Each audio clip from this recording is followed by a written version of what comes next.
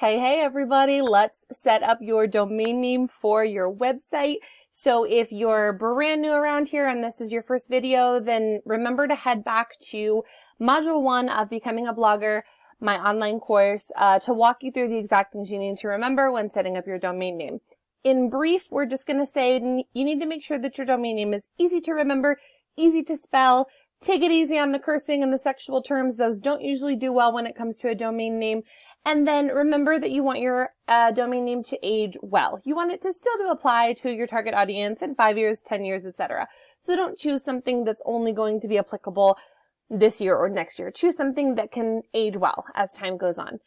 We also need to remember that it's getting harder and harder to find quality domain names. So we might have to get a little bit creative.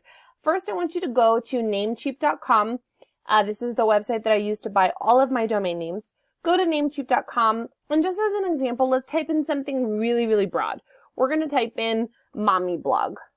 Okay, let's say I'm starting a blog on motherhood, and I want the name mommy blog. It's going to pull up some results for me. Give it just a moment. And as you see, these results are showing that mommy blog is not an option. It was registered a long time ago by someone else, and it's going to be extremely difficult, if not impossible, for me to use this domain name. I can potentially make an offer to the owner, but that's not something that I want to do.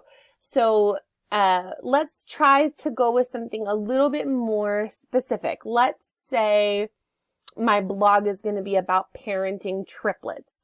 So let's call it Moms of Triplets. And let's see how that works. This is a little more specific, and it can apply to someone for years to come. Any mom that has triplets or multiples. Here we go. Now this one, momsoftriplets.com, is available, and it's under $10 a year. So that's it. That's a good idea for a website if this made sense for your target audience, if this was the topics for this website that you're going to be creating.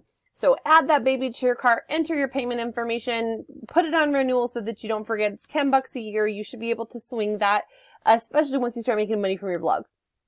So this is just an example of choosing a domain name that is attached to the focus of your target audience, and it's easy to remember and easy to spell, and it's not $1 billion. It's not a really expensive domain name. It's pretty manageable.